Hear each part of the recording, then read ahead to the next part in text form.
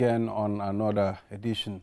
Remember, yesterday I promised we will be back here again for another this morning. So wherever you are, thank you very much for always following this program. To our followers in the diaspora, the likes of Ibrahim Jawara, Sister Janaba, and Auntie Angela, you know, and our follower in the Philippines. We are saying good morning to you.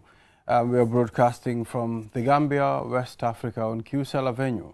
And today I am with Jacqueline Coley. Good morning, Jacqueline. Good morning, Valdi. How have you been? I've been doing okay, thank God. It's been a good week so far, even though it's the second day of the week, but we're hopeful that it will be better as the day goes by. Yeah. So we have Ibrahim Adabo as our newspaper review guest. Ibrahim, good morning. Good morning. It's good to have you, brother. Always a pleasure. Nice. So how have you been? I've been fine, definitely. And today, I think I'm not pretending to be Adedrami.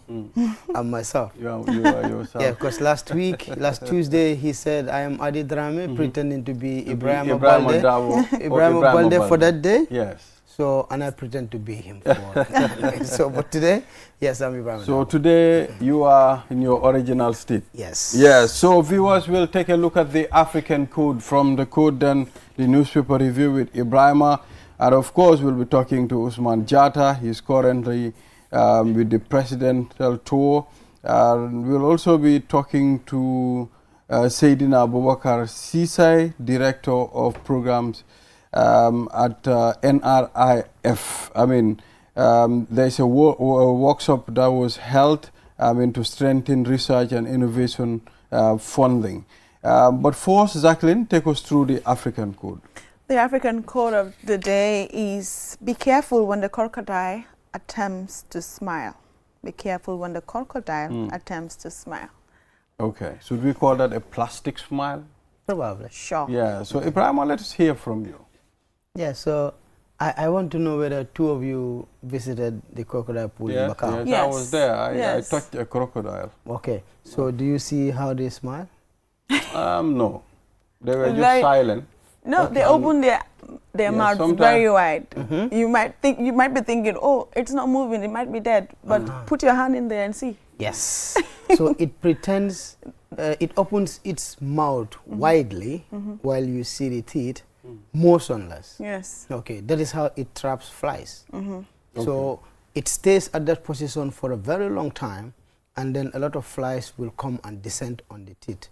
Okay, so for a long time, you will see, should I use tons of flies? Yeah. Okay, within its mouth, and then it just closes its mouth to trap them and swallow all of them as a source of food. Yeah. Okay. So that's how the crocodile is sometimes deceive flies, you know, and other animals. Yes. By showing out its teeth, pretending to be dead. You know, so it's an attempt to deceive them.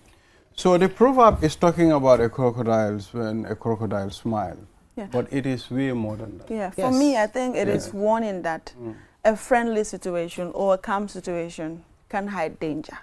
We used to say, if you see someone crying and you know they don't mean it, you said they're crying crocodile tears, meaning whatever they're doing is fake. So it means you can be friends with someone, but you don't know what they have, what their intentions are. Yes. You can be in a very calm situation. You don't know what they're planning for you. So in this case, it could be not every situation is calm, and not every friendship is genuine. For me, this is how I navigate. It takes you back to the crocodile, yeah? It's a mode of deception. Yes, exactly. So the crocodile did that for it's a deception to deceive activity. Yes. So, and I think the proverb is derived from that deceptive activity to show you that not all what glitters is gold. Is gold. Thank you. Exactly. Okay? Yeah. So I think that situation of the crocodile is what they used to bring in here. A crocodile smile, a crocodile tears, as he said. It's all about deceptive actions. Yeah. You know, but then, as I said, not all what glitters is It's gold. gold. Yeah. It's just showing you that you have to be careful in whatever situation you find yourself. It could be friendship. It could be in your environment. Wherever you are, be careful. Not everyone that smiles with you has a good heart. Yeah. So you got to be careful. So we don't have to certain situations for granted. We just have to be careful. No matter how confident you are, you know, a situation is going the way you like. I mean, always be careful because, you know, it can change the blink of a finger. So it's important for us to be very, very careful. There are certain situations, you know, you put yourself into them with confidence and realizing, okay, it is not what I was expecting, you know. So not all that glitters is gold. I mean, you mentioned it. So I think the proverb, it's a direct one. And, you know, when you read it out, the mental picture that you have, it's always to be cautious. Don't believe it if it is too good to be true. Exactly. Yes. Exactly. Oh, yes. always follow your instincts. Sometimes if your mind is telling you don't trust in this, you have to listen to your instincts. Sometimes it is 100% accurate. Sometimes. Yeah. Okay, interesting. So we'll take a short break and acknowledge our sponsors. Then from there, we'll take a look at the stories on the newspapers. We'll be back after the break. Biggest network with the cheapest tariff in the Gambia, and enjoy crystal clear calls and super fast internet at the cheapest tariff only with QCell. Rush now and grab your free QCell SIM card today from any of our care centers near you. QCell, the biggest network with the cheapest tariff. QCell Senior Boss. We innovate, others follow.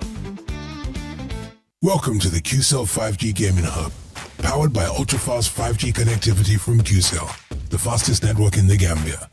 No lag, no limits, just pure performance. Multiple PlayStations, Xbox racing with full car wheel control, and immersive virtual reality experiences that put you inside the action. Play the biggest titles: FIFA, Call of Duty, NBA 2K, Street Fighter 6, Forza, and many more. Experience gaming like never before. The QCell 5G Gaming Center is open weekdays from 12 p.m. and weekends from 11 a.m. Closed Tuesdays. For bookings and inquiries, call 381-0008. The QCell 5G Gaming Hub. Not just gaming. This is the ultimate gaming experience.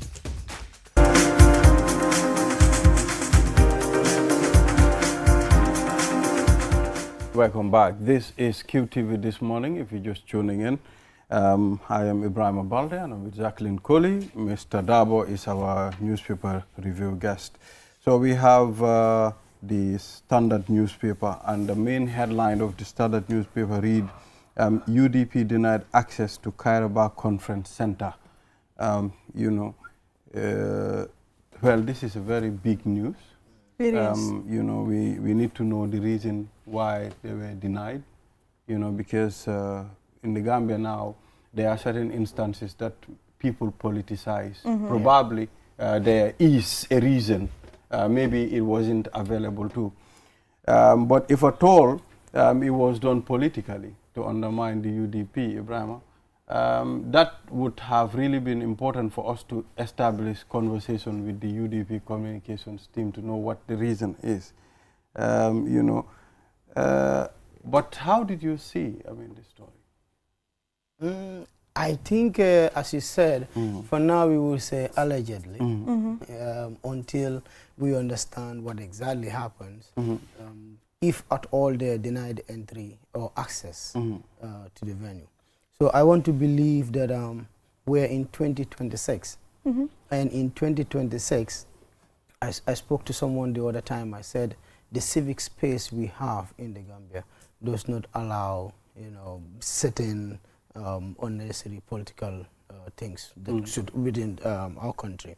So, for example, in this day and age, if you have a conference center that operates more purposely for business, and probably there is a client that wants to access that particular facility for the purpose of business, I don't know why that particular entity should be denied access to the ground. If only we understand exactly what happens, I think it will be premature in a certain way to elaborate on it. Yeah, it's going to be difficult to delve into this in details because we don't know what the story says inside. All that we are saying is the headline says the UDP said it was denied access to the Caribbean That's one Conference side Center. of the story, But yeah. why would they be denied access to the Caribbean Center? I think it's a public space, right? You pay and then you're granted access to do whatever it is you want to do Yes. there, unless if it's booked for that particular day. But aside that, I don't know. We'll find out what the main Yes. genuine reason is for If being there were denied. no other political activities there before, okay, we could say okay. But the fact that there used to be political activities Yeah. at the venue, so we cannot just make a conclusion on the story unless we understand. Unless we understand what Absolutely. really is. Yeah, so I mean, the opposition's calls for neutral technocrats. I mean, you know, they're calling, you know, to come together, you know, to change the system. But I mean, most of them believe the only way we can change the system is when we unite. But Ibrahim, I'm scared. I don't know the type of coalitions that I am saying. Yeah. Do you think they are fit enough to unseat President Barrow come December? I think our political landscape is changing every day. It is. I don't know. It's very funny that barely a day goes by without a major development that probably could affect the way our political landscape is. So we know this coalition issues has been going on for a while now. For the past 2-3 weeks, the major headlines are about coalition building, withdrawals from coalitions or withdrawals from alliances, or maybe a particular party aligning with the other. So that's what is going on in this world. But I think the key thing there is that the opposition in the Gambia is getting fragmented by day. Honestly, it is. Yes, the opposition is getting fragmented.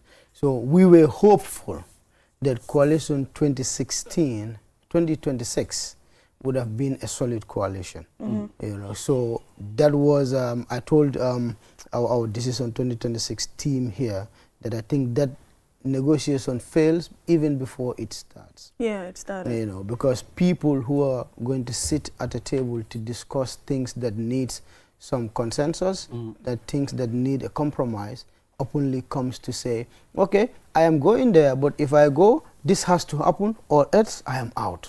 Everyone was making their conditions known even before they met to discuss. Yes. Yeah. So in that situation, ego will come into play.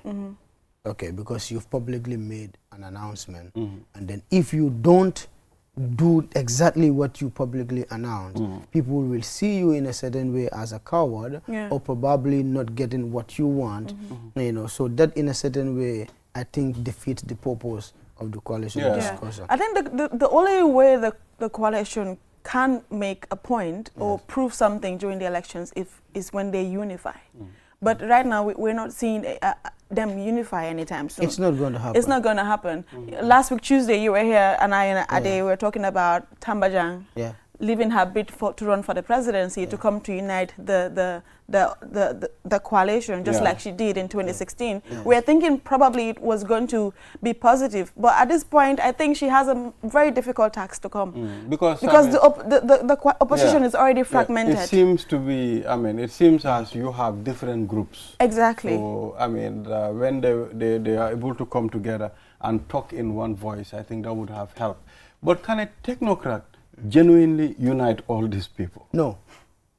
Absolutely, It cannot. the truth. Okay, so she made mention of, let's say, Fatma Jallow Tambajang, you know, backing out, okay, saying now she wants to take a back seat and then see how she could mediate.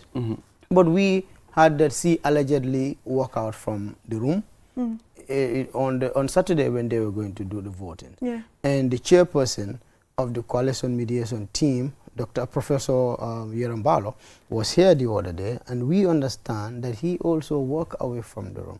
And then we had him over the media to say they need to launch an investigation as to how you know, the election was conducted. You know, aside that, we've seen Apex also coordinating another coalition talk. Okay, and then we saw in the news that there could be another coalition called Change. Okay. Okay, there will be another coalition Yeah. called Change. I read it today. Who is involved? Yes, so we know, we understand UDP, UDP is part of it. APP Sobea, And, Gambia for All, Tabak Reomi Movement, and I think the National Unity Party, you know, are trying to come together to form a coalition called Change. And we know there is another entity called Team Gambia that is also trying to mediate coalition efforts to see whether they could bring opposition together. So the ultimate probably the thing would be that we're going to have a highly fragmented opposition, you know, with coalition 2026 lead by Unite and Talib on the other side, probably Change if it comes into effect on the other side with UDP, and then we might have a pocket of other parties that could be on their own, but the rest are most likely will be consumed by the NPP alliance. Right. Yeah. That's what I believe. I mean, that is the thing. How did you see the situation right now? I mean, nation interest or individual interest? Because when Talib Bensouda made his speech last week, what he said is Essa Faal wanted to vie for the seat of the vice president, but so when he realized he will not get it, then he said, "I'm out." You know, so that seems to be more of an individual interest. But on the other hand, Essa also refused. He said it's not that. He said the thing has already been decided before even they were on the desk, you know, to discuss. So I spoke to someone again a couple of days ago about some of these issues. Our politics is highly transactional. Right. That is the fact. You know, because if the two Ibrahimas and Jacqueline come together to discuss about the Gambia, I think their common goal should be how they could, how their coming together could impact the Gambia, ordinary Gambians. Okay, but if people come together and then the motive in what brings them together is to see how they could get the best out of that particular situation. So now they know the interest is no longer the Gambia. The interest is personal now. You know, and then now it looks people are establishing political organizations like they're establishing businesses. You know, so now the entrepreneurial aspect of it is what is in a certain way overweighing national interest. You know, Mr. Adam mentioned something like this last week. Yeah. We would say all these political parties, the only thing that they have in common is the interest of the country, and that's it. But do they really have the interest of the country at heart? I doubt. I doubt. Yeah, with this current situation, I doubt. I don't think so. But do you think how to call it, Essa Faal made a fair request? You want me to back you in these elections? Let's form an alliance, and I request that I become the vice president. And you say no. Do you think it's a fair request or it's not? No. So you see, what happened in some of these situations are really confusion. Because you have, let's say, Talib on the other side saying, Essa said this. And Essa coming from the other end to say, no, I did not say it. I did not say it. And then there is no document that we could read as to what their agreement was or what transpires between them. Some of these engagements are personal engagements. Okay, where they said, okay, where they reference a meeting at someone else's house or reference a meeting at a particular restaurant or so, you know, and then we did not see minutes or any communication out of those meetings to say, okay, X and Y have come together, so as part of that they have decided to do X, Y, Z, and then as a result, this is what the result is. We don't see things like that. We just see them openly coming in the public space to say, oh no, this happens there, oh no, this happens here. And we have no evidence of that. Until we investigate and understand exactly what transpires, then we will be able to understand exactly why all of this thing is happening. But it boils down to what we say, that our politics is becoming too transactional, you know, and then I had an analyst who said that Gambians or the next generation of Gambians might not reference this current group of politicians for a particular reason, and I want to believe it. For example, in our generation, we can make reference to E.F. Small, for example. We can make reference to Jesse Fye. We can have Khalifa Saleh. Yeah, but he did not belong to this current generation. Yeah. He has been there since the 80s. Okay, so he could say, we could even reference him to the Sadauda generation, because Doi was there, you know, trying to unseat Sadauda for a very long time, you know. So, but this current group from 2000 to now, most of the political leaders who emerged from 2000 to now are political leaders that, okay, we could say they are very pragmatic, but then when you assess them on a nationalism-based approach, there's not much that we could celebrate about them until otherwise. Yeah, when you look at it, I think I agree with you. I mean, with the track records that we are seeing, it's not looking good. It's not very impressive at all. Yeah, so I think today the Standard newspaper is being overshadowed by politics. We have Dabo urges women to use 2026 election for change. But for me, my problem is Gambian women, are they adequately represented politically in the Gambia? No, they're not. Exactly. They've never been. And currently, I don't think they even are represented when it comes to, like, I think women, so far so good. All these years down the line, they've been only used as cheerleaders. But give women the opportunity to take leadership roles. It's to start from the grassroots. Women do want to come up, but you see, whenever a woman tries to take a political leadership or any form of leadership, they try to dig from her past. Yes. Or to say, oh, she's going to be a mother, she's going to get married someday, and she's going to have children. All of these things could be hinges to her work and stuff like that. She's going to take maternity leave for 6 months, and who's going to be there to fill in the space and stuff like that. You bring all these things, but these things cannot stop a woman. They can't, and they would never stop a woman. I believe. Exactly. So give women the benefit. Okay. So imagine Gambia.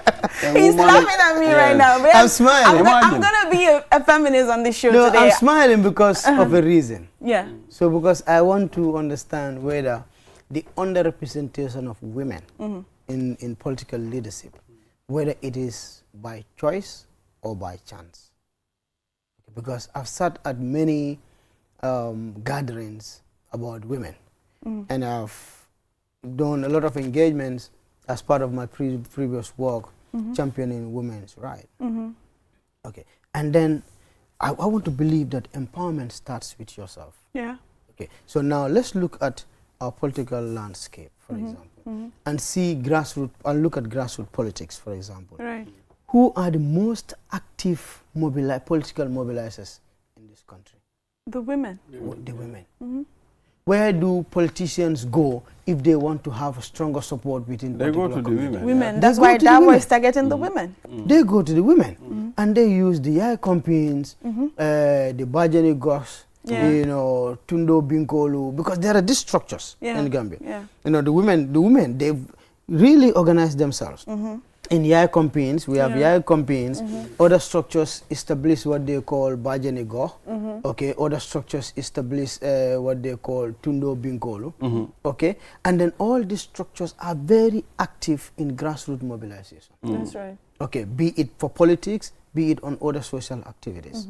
Okay, and these create a sanctuary for a lot of politicians when they want to have grassroots support. Okay, but in that situation, do we have some of these structures coming? Do we have women coming together to say, okay, you know what?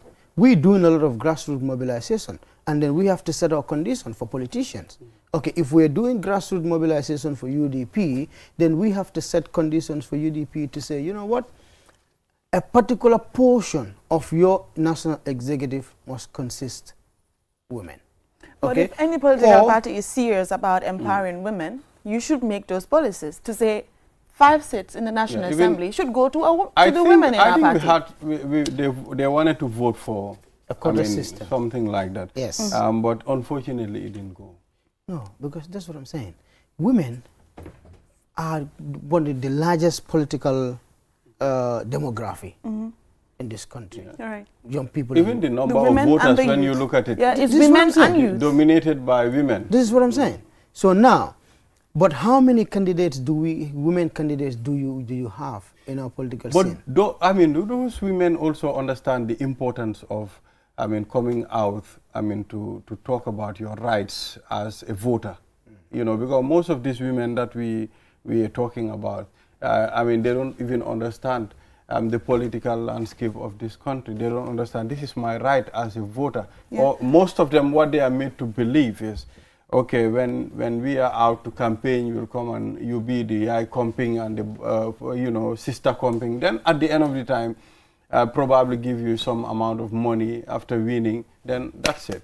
Or give the group some cooking pot or utensils to distribute We've seen it. among members. We've So seen all I that. think knowing your right as a voter and as a woman is also very important. Yeah, that's why politicians will come and use them during elections, and then that's it. Yeah. That is where some of these institutions come in place, the civic education rights. Go out there and sensitize the people, not just the people in the combos. When it's time for elections, you just go and tell them, go out and vote, but tell them how important is it But for them to vote. Again, how is civic education, the Gambia's, what is it, NCCE? They are very dormant. How are they funded? They are funded by the government, not so. And then if they are funded by the government, and then now they enlighten the women about their rights, okay, certain rights, and the women are strong enough, empowered enough in terms of their rights, and then becomes disobedient in a certain way, or set conditions that are not, in fact, you know, good for the political objective, you know, of those who are putting money into that particular situation. You know, so in Africa, we said governments don't invest in civic education, because an enlightened society would always challenge government. Absolutely. You know, it will always push government to accountability. But we have a lot of funding. We have millions of dollars that comes into the Gambia for women empowerment. And some of these monies, yes, a large chunk of it comes through the government, but some of these monies are coming through the civil societies, you know, through women organizations that are here. So what are we doing, okay, to ensure that women understand their position in the political activity in the Gambia? Then, Ibrahima, we have to do a lot of work. A lot of work because, needs to be done. The number of workshops that I've attended Yes. on women's rights, Yes. Marina. as far as up country, Yes. every year organizations will leave here and go to Basse Yes. and organize, I mean, workshops for these women. But today, the women of Basse, when you look at their living conditions, when you look at their empowerment, you know, it's next to nothing, my brother. So it means the number of those workshops that are conducted across the country are not yielding benefit in a certain way. So that is why I said we need to go back and check, in fact, are we doing the right thing in terms of women empowerment? But we know we are not doing But the right also, the women should also come together to organize themselves and ensure that they mobilize to scrutinize some of these things. Yes, women. What are they doing for us? Or what can we do for ourselves to ensure that we are not exploited? Because when they are organized, they will not be easily penetrated. Okay? So if a politician comes to your place, you know, okay, Ibrahima has a woman, or Jacqueline has a women group, and then she has 100 members or 200 members in the group. If I go to Jacqueline and said, okay, Jacqueline is the mother of our party within this region, okay, Jacqueline is going to bring all the 200 members that are part of his year campaign. Okay, but in return, what did those women get from that particular situation? That will not change their lives for that day, but impact the rest of the women who are involved in political activities for a very long time. So the impact is what we should look at, not just the immediate success. And I think the politicians will always try to use that situation to use women to say, women are this, women are that, women are this, women are that. But if you look at it, there is no political party in the Gambia. And you know, we have seen women leaders across the world. Yes. I mean, we have seen countries where women, you know, are leading. Yeah. And it seems to be going well, you understand?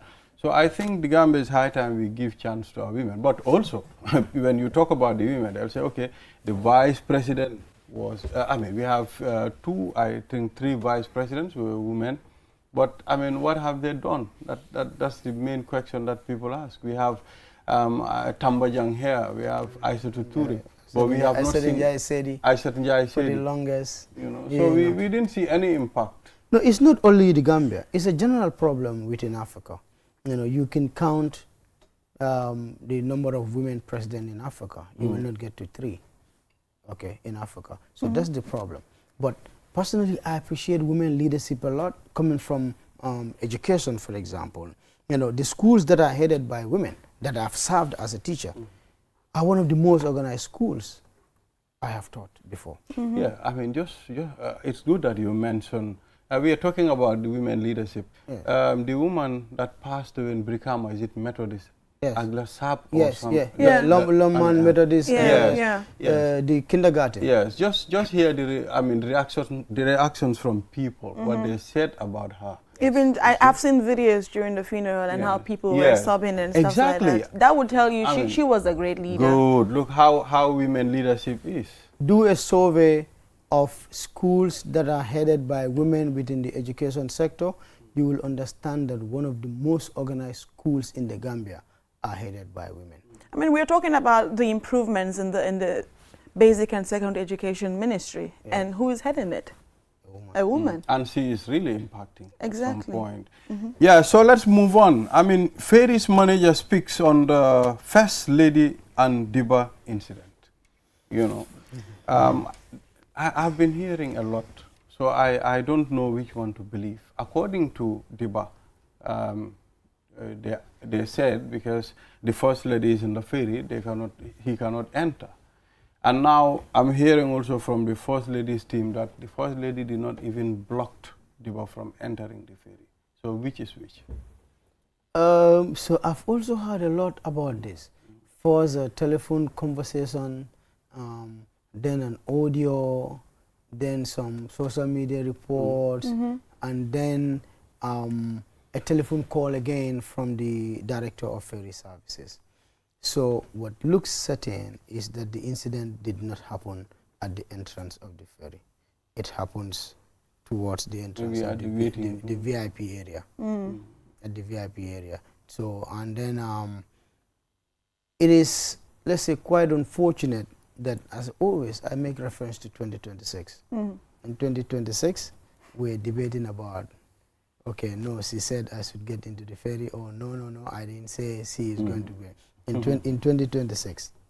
I'm telling you. In 2026, we're still discussing. We're discussing those things. Some of those things. So it shows where we are as a country. Our mentality. Yeah, it shows where we are as a country.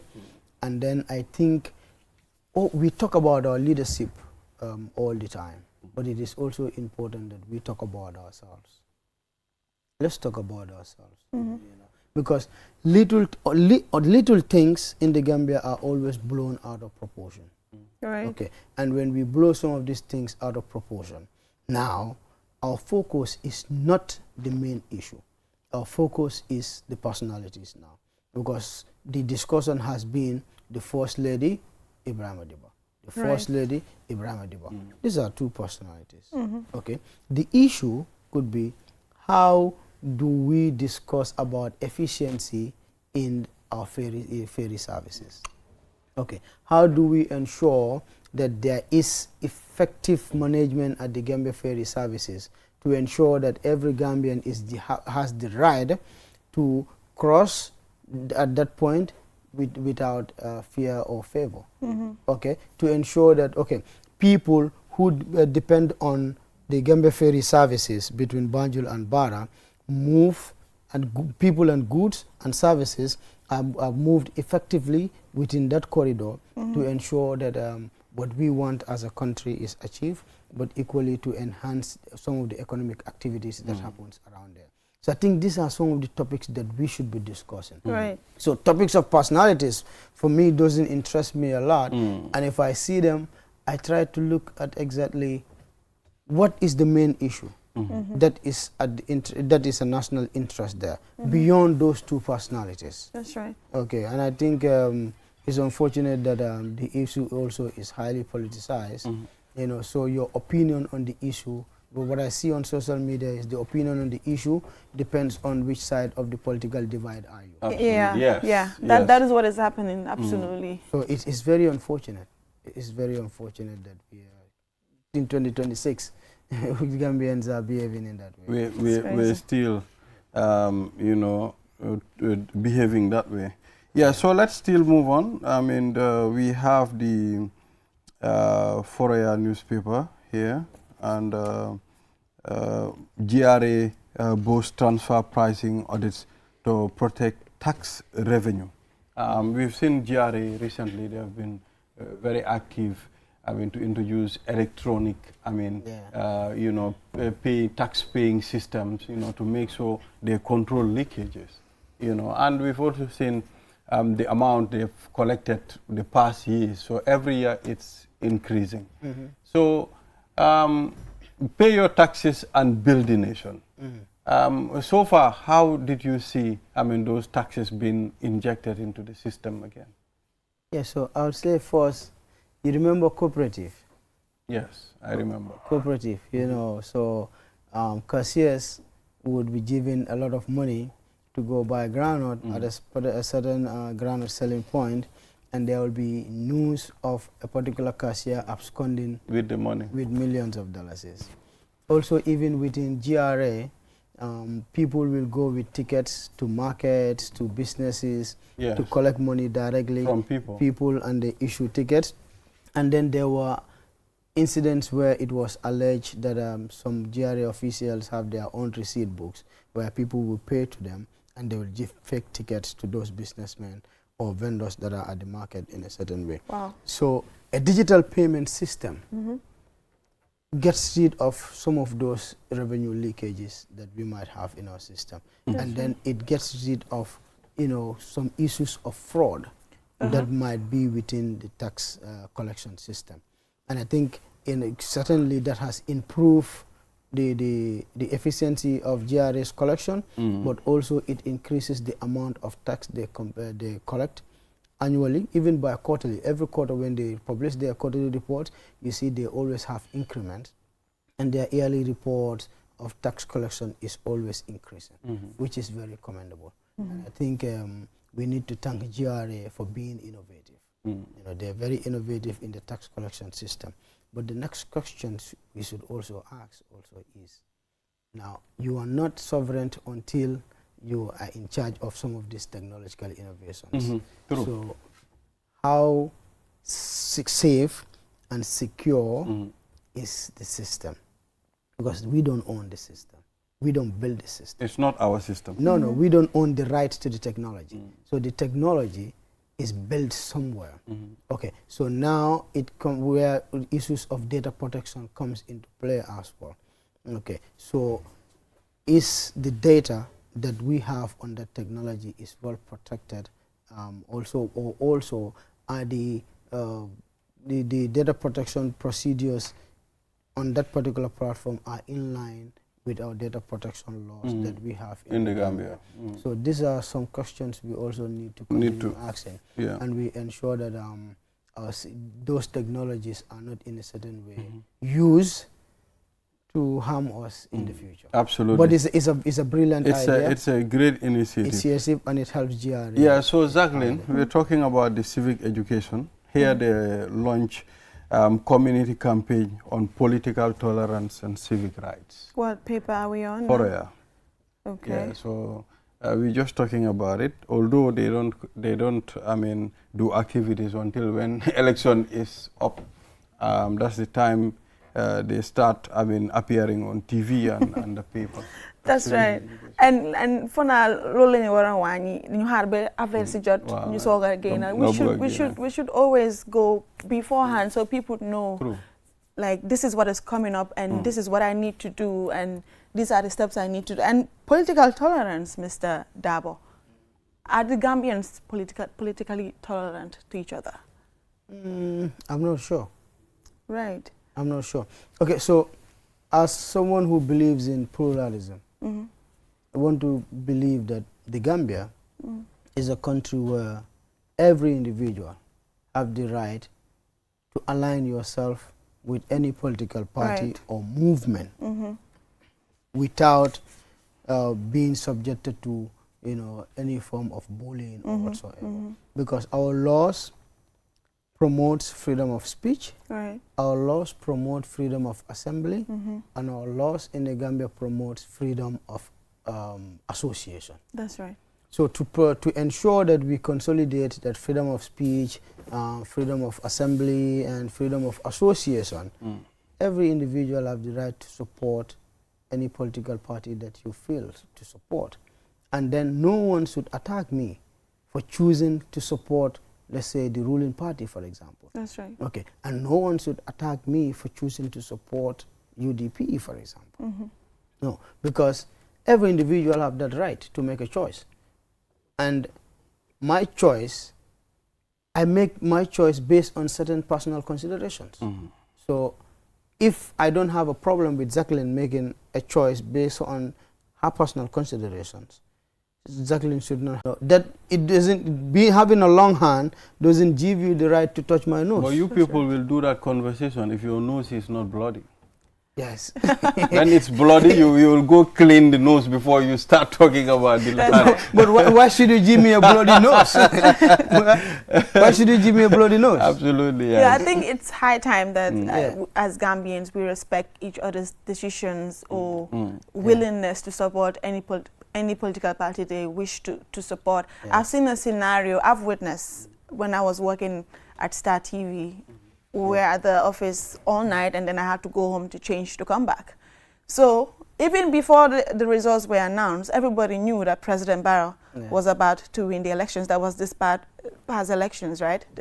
So this lady and her household are NPP supporters. They were getting ready to go out to celebrate their victory. And the neighbors next door are not NPP supporters. And they made the environment so uncomfortable for the NPP supporters that they clashed. And this is where respect for any individuals regarding the political party they support should come in place. Yeah, but I think those people, they made a big mistake. Yeah. Probably, you know, the environment that we are living, the mentality of the people. Maybe trying to celebrate victory within that environment can be very dangerous, especially if you have most of them are supporting a different party. But they later came together. The Alcalo intervened, and now they're living very peacefully. So that's why I wanted to ask, were they celebrating or provoking? Yeah, so... Well, I don't know how to call it, but they were with their drums, right? They were with their drums and they were moving to the main road. They took it to another level. Yeah. So there is celebration And provocation. there is provocation. That is provocation. Okay, so that's why I said the swinging of your nose, of your hand, stops at where my nose starts. You have the right to celebrate, but don't provoke me. Right. Yeah, because I have the right to also to have the my right as well. Yeah. So you cannot provoke me or infringe on my right in a certain way. And I think also as someone working with children, this is what I always tell them, that they need to learn how to respect the rights of others. That's right. It's very important. And in the Gambia, it looks we don't respect each other's rights. We want our institutions to respect our rights, but we as individuals don't respect each other's rights. This is a very big problem. It will not work. Yeah, and you can see it on social media. Ibrahim Balde will come and write his opinion on a particular issue, okay, and then people will come and attack him for expressing his opinion. Yeah, we've seen it.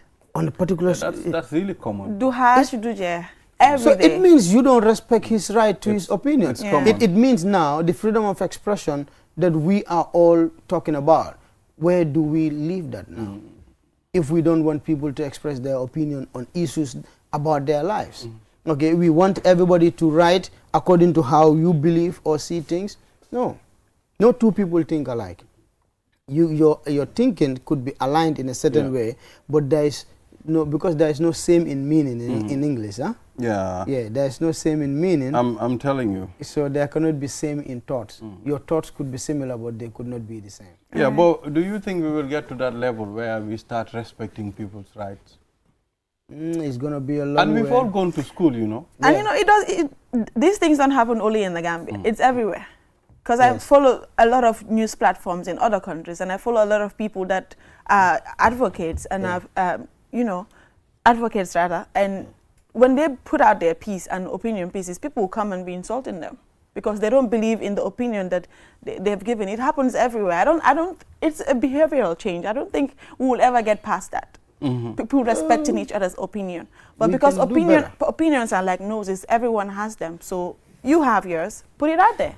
Yeah, so respect mine, let me respect yours. Exactly.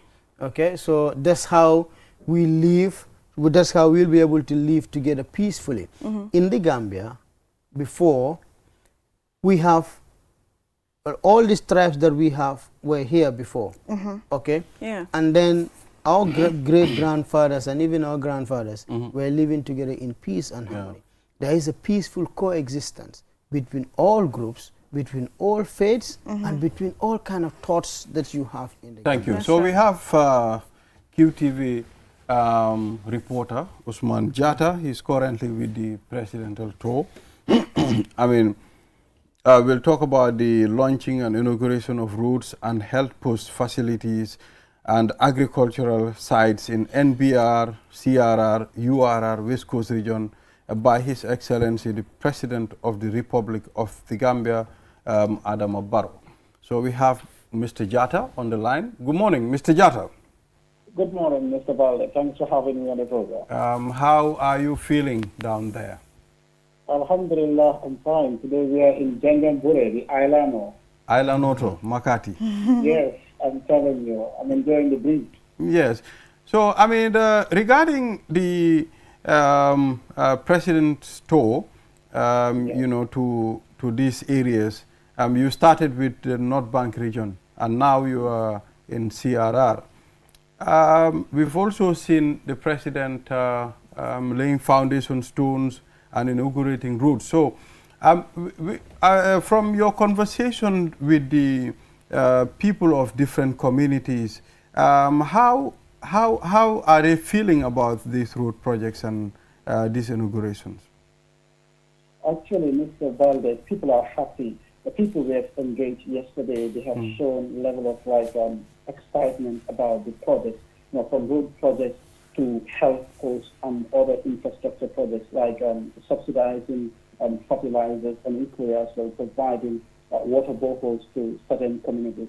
As you know, this is a development tool, and the President is trying to assess all development projects, especially roads and health posts. They are very important for the government development plan. Actually, yesterday the President just concluded the development areas within the North Bank region before proceeding to the Central River region. He also laid key roads within the North Bank region, and one of those is Farafenni Mauritania.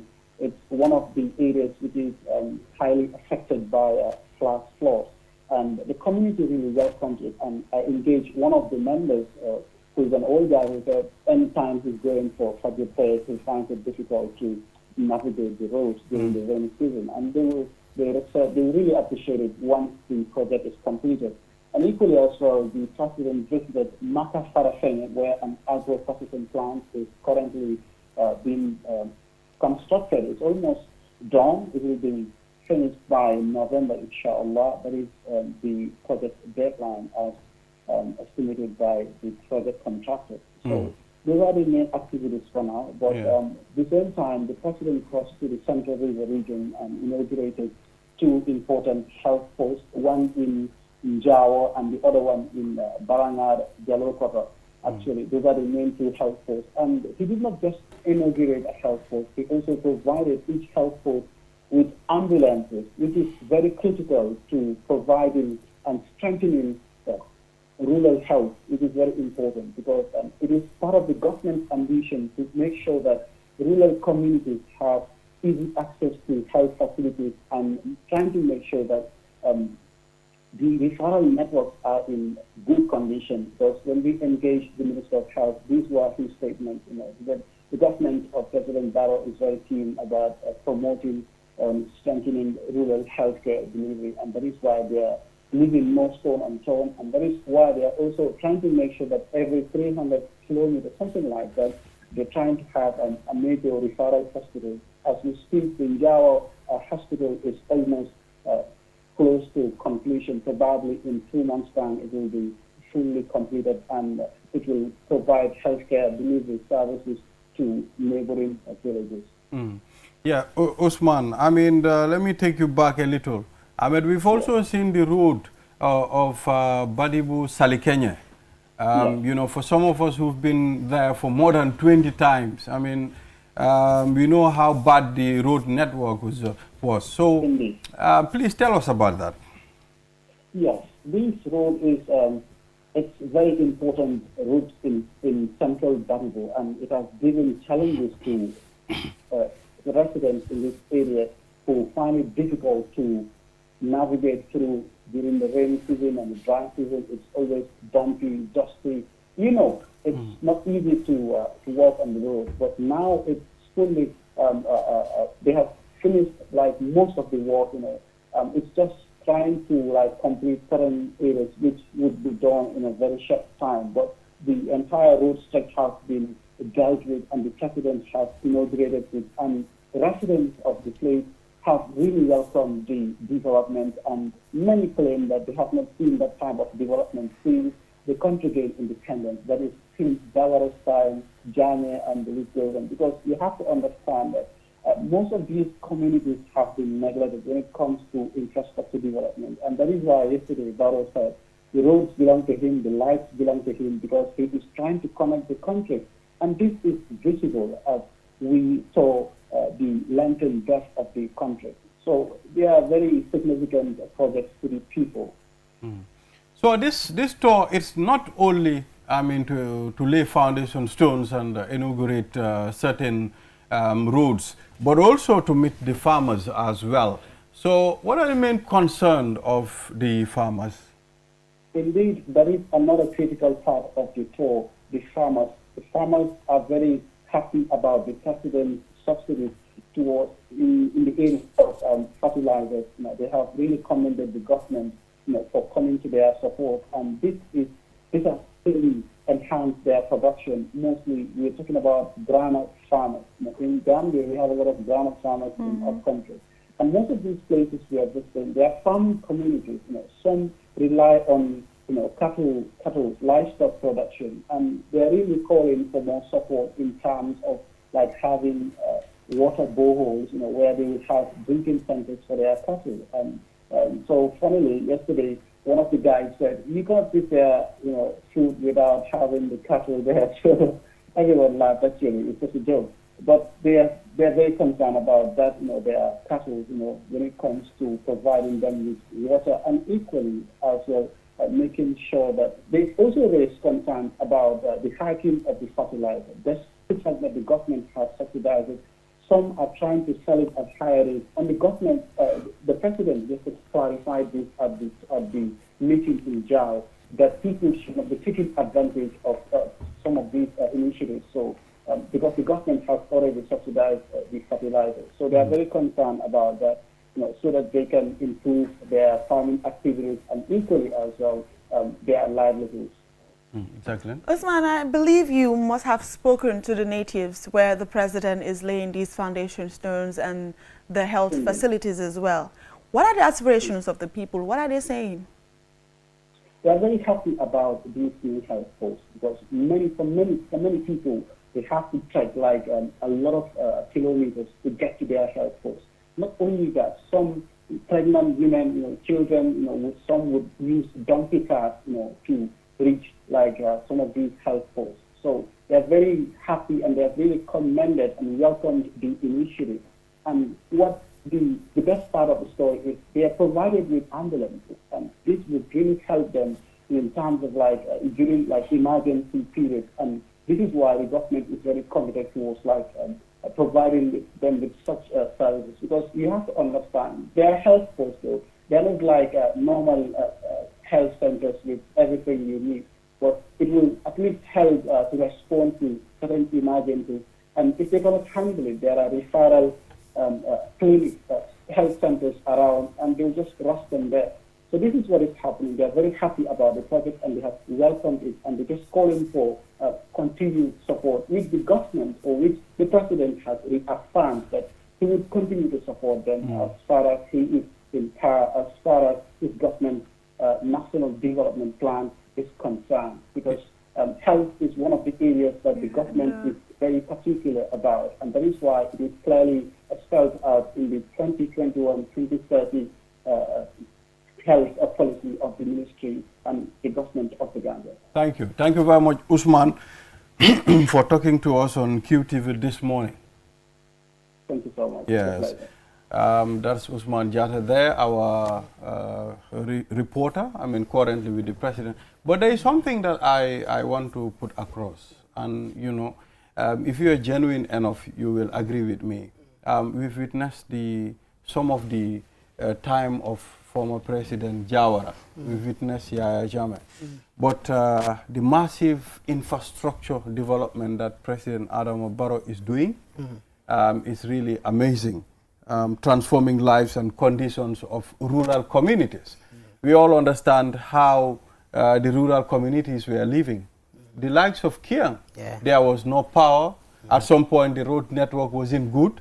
You understand? We have also seen electricity being installed almost all over rural areas. Even if you go to Jakunda, now you will enjoy your cold water. You will be able to freeze all your foods.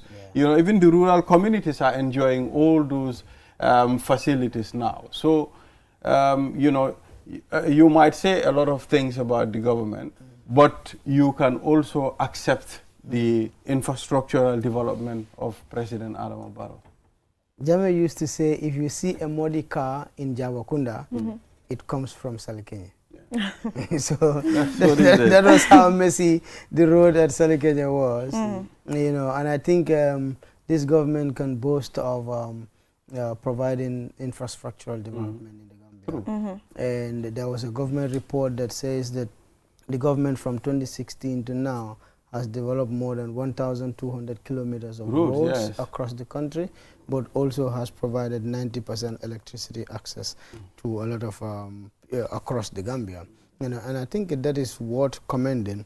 Yeah, you made mention of Kiang, and personally I enjoyed that road a lot. Yes, it takes me less than 2 hours now to drive to my home village. You see, when I saw the Salikeñe road, honestly, I was so happy because I've been there with the QCell team on several occasions to distribute SIM cards and Ndogu. But we know, how bad that condition was. If you get to the main highway going to Salikeñe, you feel bad because you know you're going to suffer before you get to Salikeñe. I wish you traveled from Sankandi to Karantawa in Kiang West. Yes, I was there. I went to Karantaba. Yes. I went to Karantaba. You see, it was just, a bad, muddy road. Yes. During the rainy season, was really bad. I feel like an outsider in this conversation right now. So you see? Exactly. You live in Farato. Yeah. But you've seen the road that goes to Buffalo. Yes. When we moved to Buffalo, the road was very bad. You can ask Bala. He came to my confirmation party. The road was in a mess. But right now, we thank God. You see? There's a road from Bojankunda going inside. All the way to Lamen. To Lamen. And so there's another road behind the airport coming towards Buffalo to the My brother, let us accept. He connected the whole country. Now the movement is very easy. That we have to give him his flowers. So we've exhausted this time already. Thank you very much. Viewers, Ibrahima, thank you for staying until this time. Thank you. You've taken your time. 1 hour. Thank you. So thank you very much. It's always a pleasure. Yes, thank you for doing this. So we'll take a short break. After the break, the program continues. We'll be back. Q Money is changing the game with mobile money payment. Now, you can pay your QCell mobile broadband plan faster, easier, and way more convenient with your Q Money wallet. Just open the Q Money app or dial *323#. Select option 4 to buy or pay your broadband plan in seconds. No stress, no lines, no last-minute panic. Whether you're streaming your favorite shows, browsing the web, or working from home, stay connected without missing a beat. Stay connected the easy way. with QMoney's QCell mobile broadband payments anytime, anywhere. For more information, call customer care on 133. QMoney, Senior Carpet. Terms and conditions apply. In December 2026, Gambians head to the polls to choose a president, and history may hang in the balance. As the day draws near, every week, right up to Decision Day, QTV will lead the political conversation. And nobody breaks it down like QTV. Our team of experts will help you understand the results as QTV brings you Decision 2026. A weekly program dissecting the issues, driving the debate, and giving Gambians a front row seat to the hottest topics for the defining election of our time. Hear differing views, put forward and challenged, manifestos dissected and explained. Stay informed, stay engaged. Stay tuned to QTV for everything you need to know about this year's election. Decision 2026, Thursdays at 9 p.m. Only on QTV. QCell, the fastest growing network in the Gambia, now presents to you the eSIM. QCell's eSIM allows you to electronically scan a code and join the world of digital SIM cards. Customers with physical SIMs can easily switch to the eSIM as well. So rush now and get connected with an eSIM and start using the latest mobile technology with your trusted GSM operator. For more information, call our customer care on 111. QCell, Senior Bus. We innovate, others follow. Terms and conditions apply. Browse Bitus. QCell brings you a promo like never before. Get unlimited internet for just $25. Yes! Recharge $25 and enjoy the convenience of free internet from 1 a.m. to 6 a.m. every day with our Browse Bitus promo. With this amazing offer,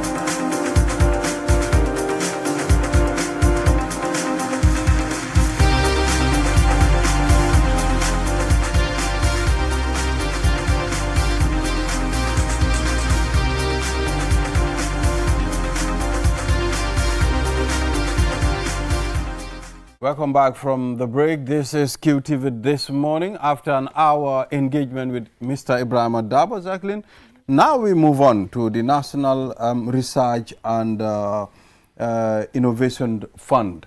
We have Mr. Seydina Babukar. Is it Babukar? Babukar Sise, the Director of Programs. And we'll be talking about the workshop to strengthen Research and Innovation Fund. Mr. Sise, good morning, and you are welcome to QTV This Morning. Oh, thank you very much, Mr. Balde. Good morning. I'm really pleased to be here, representing the National Research and Innovation Fund. Yes. It's a pleasure to be here. Morning, Jacqueline. Morning. Yes. But first, we would like to understand what is this Research and Innovation Fund? Yes, thank you. So it was established by an Act of Parliament in 2025, to be precise, I think around November. So it's the only national institution that has been set up to primarily fund research and innovation in the Gambia. So our mandate is threefold, is to fund research and innovation, and this is the fact. We've been set up and given funds to fund research and innovation in the Gambia. Our second mandate is to develop the capacity of both individuals and institutions that are engaged in research and innovation in the Gambia. And then our third mandate is to advance national development in all facets through research and innovation. So basically that's a quick summary about the National Research and Innovation. And then we're just 8 months old in office because, like I said, it was established by an Act of Parliament in November, and then to be precise, on December 1st, our inaugural Executive Director, Professor Mamadou Sallah, was appointed into office by His Excellency the President, through the recommendation of the Honorable Minister for Higher Education, Research, Science and Technology. From there, we've tried to set up a shop, recruit the staff, and we've done stakeholder consultation. We've developed our grants manual, we've developed our operations manual, and now we've launched our funding windows. Thank you. Tell us about the funding windows that you just launched. Yes, thank you. So the funding windows, are a result of the stakeholder consultation that we did. Just for you to know, I assumed office early March, and immediately I assumed office, I started working to organize a national stakeholder consultation because we didn't want to think for the ecosystem players. Rather, we wanted to engage them to establish, the challenges that they have and how best can we ensure impactful, intervention by NARIF. So we had a whole month to do this, and then we met 177 people, across the country, representing 108 institutions in the Gambia. This includes, representatives from the ministries, representatives from the government subvented agencies, the diplomatic corps, civil society organization, vice chancellors of universities, students, private sector. We met all of these people and innovators, of course, just to see what their challenges are. And after that, we developed a very comprehensive report, stakeholder report, which is available on our website. And I think it also showed the rigor that we went through to be able to establish this empiric data. From there, we now realize that, okay, we need to intervene in at least 6 strategic areas of the country. And then we ended up developing 10 funding windows with an envelope of $15 million. Awesome. So what are the criteria for funding these projects for the researchers and the innovations? What criteria are they put in place? Yes, so because we are a national institution, the funding that we have is going to be competitive. Because like I said, we're here to represent and serve the Gambian people. So we have developed what is called the merit of proposal system. This is what we will now use to evaluate all applications.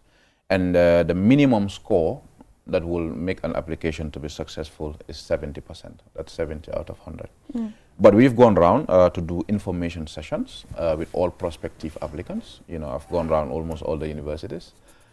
We've met local government institutions and other prospective applicants just to take them through what the funding windows entail. How do you put in your application? But after putting your application, what comes next? Because we're trying to ensure that we adopt a maximum transparent, approach. As we speak, I'm currently in the process of setting up what we call the Technical Review Committee. So this is going to be a committee that's going to be made up of independent subject matter experts, who are independent of NARIF. It's going to be like an 11-man committee. Only 2 are coming from NARIF.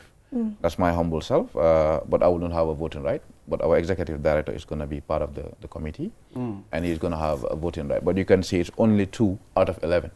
And like I said, these are independent people.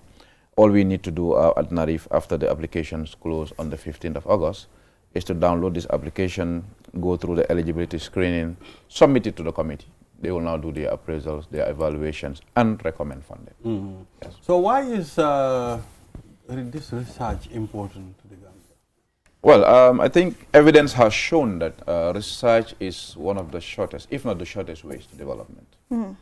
And, for far too long, we've been implementing research on behalf of external entities.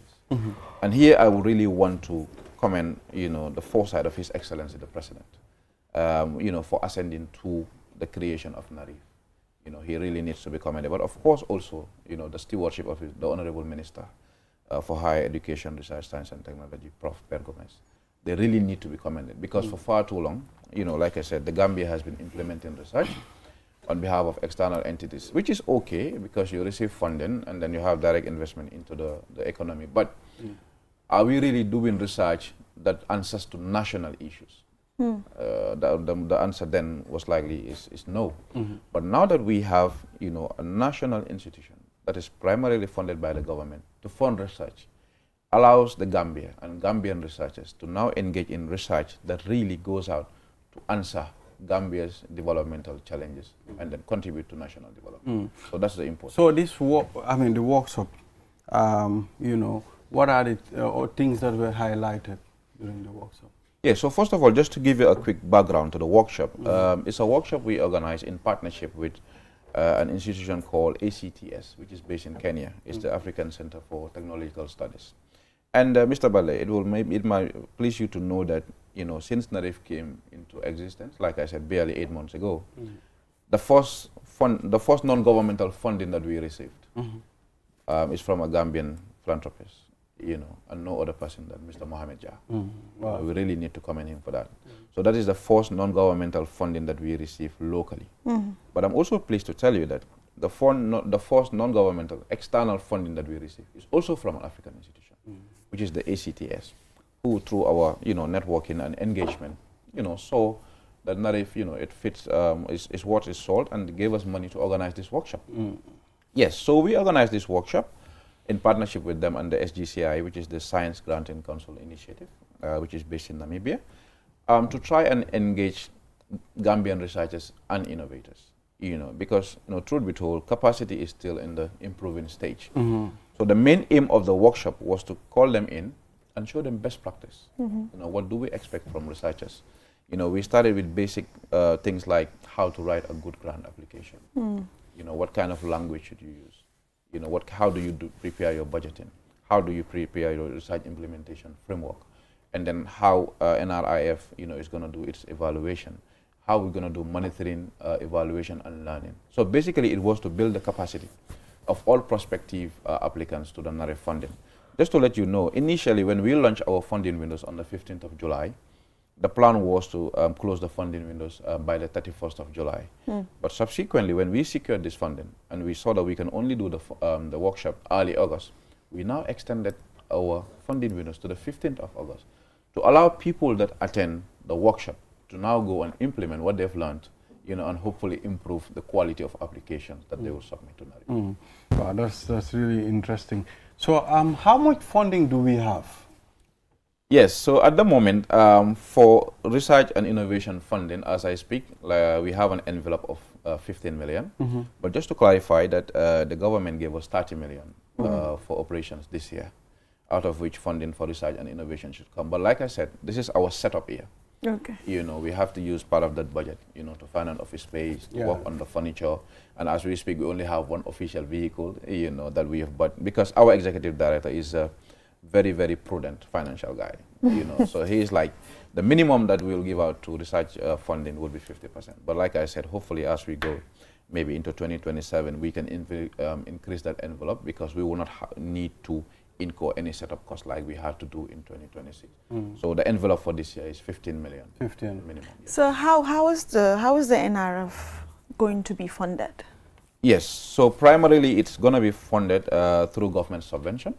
Like I said, it's a government established institution. But what we're trying to do differently is to work on sustainable financing. And during our launch, we did launch what we call the the NRIF Endowment Fund. The target is to raise $100 million within 18 months. Yeah, I remember I covered that. Exactly. So ambitiously, the target is to raise $100 million in 18 months, but to also raise $1 billion in 4 years. Now, you ask me, what's the role of the endowment fund? So the endowment fund is going to be a collection of money that we will be doing, and then we will now be investing that money. So the return on investment is what we will now use to fund research and innovation. But the capital, we will not touch. Okay. Because like I said, we got 30 million from government for this year. And then we are yet to know how much to get for the next year. But you can see if we're able to raise, let's say, 100 million within 18 months, and then you invest it in any of the banks, you can get a minimum of 7, 8, 9 million additional funding that you can use to support research and innovation. I think it's a bit linked to this student revolving loan scheme having to, currently I think they're having a program on QTV where they're doing the pledge-a-thon and stuff like that. Yeah, so I think having to not use the capital and use the endowment fund to fund also, it's a big link to what they have going down as well. Yeah, they're similar, but NRIF, since we have innovation as part of our establishment reasons, that's why we always want to innovate. And just to let you know, charity begins at home. Right. When we launched the endowment fund, I'm happy to tell you that NRIF staff, were the first to contribute to this endowment fund. Awesome. And then we contributed $100,000 day one into this fund. Awesome. From the executive director all the way to the office messenger, everybody contributed. But at the launching also, our board chairman generously donated all his sitting allowances for the year 2026 to the endowment fund, and also donated $1,000 cash. Wow. So, as we speak, just after day one, we were very close to raising $1 million, for the endowment fund, which I think goes to show that, with innovation and commitment and persistence, we can do things differently in the Gambia. Surely. So how can researchers access these funds? Yes, so it's quite easy. All you need to do is to go to our website, nrif.gm. It's a very user-friendly website. If you go to our landing page, it's clearly segmented. You can have information about us. You can have information about our funding windows, but also how to apply. Because what we've done is, we've hosted our grants management portal, our grants management system on the website. So all applications are going to be online. We are not accepting any paper form applications because, like we say, it's innovation. We also want to make sure that we carry along our researchers and innovators to adopt technology. So once you go to the website, it will show you, if you're coming for the first time, how to create and register an account. And then if you're coming for a second or third time, how to just come and sign in and continue your application.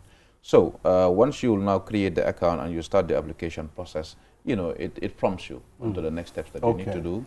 It shows you where you need to type in. It shows you the documents that you require, and then it shows you how to go through and submit.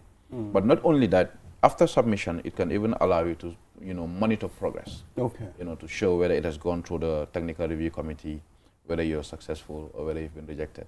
And even if you're rejected, we're going to give a criterion reference feedback to show you that this application is not successful because in sections A, B, and C, this is how you perform, and you can work on this for better application quality next time around.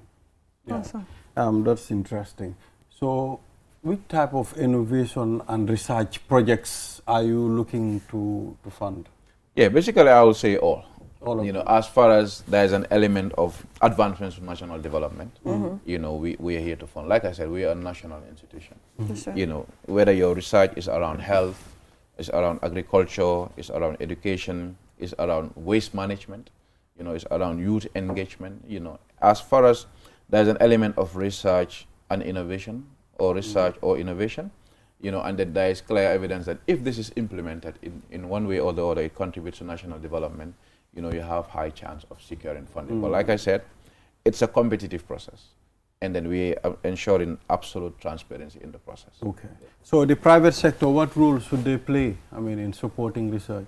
Yes, so I think the easiest way is to follow the good example of Mr. Mohamed Jah. Come in and support the National Research and Innovation Fund like he did. But we also have the endowment fund. It's a way wherein you can kill two birds with one stone as a private sector, because here you are directly contributing to an initiative that would definitely support research and innovation. But we also have investment models. Like if you come in and engage our Director of Resource Mobilization, there are investment opportunities. So if you're in the private sector, you can do your corporate social responsibility with us, because if you give us funding, it also helps in the visibility. We'll have to acknowledge this at big events. But also, you have the the opportunity to invest in the endowment fund and get your returns. Yeah, so Jacqueline, if you don't have a question, finally. Yeah. Yes. I think he said it all. Yes, he said or it if all. he has something else to add, or you want something to share with regards to the new policies or anything new. So before that, you have not mentioned. Gambian researchers, how can they compete internationally? Yes, so interestingly, in one of our windows, I think it's our window 10, it's called the International Collaboration Window. Okay. And what we aim to do in this window is to, increase or expose Gambian researchers and innovators to international standards. We have what we call local champions, people who are very good, but they're only limited to how it is being done in the Gambia. And most of the time, if they go out for competitions, they kind of struggle because they are not they are not familiar with what is being done outside.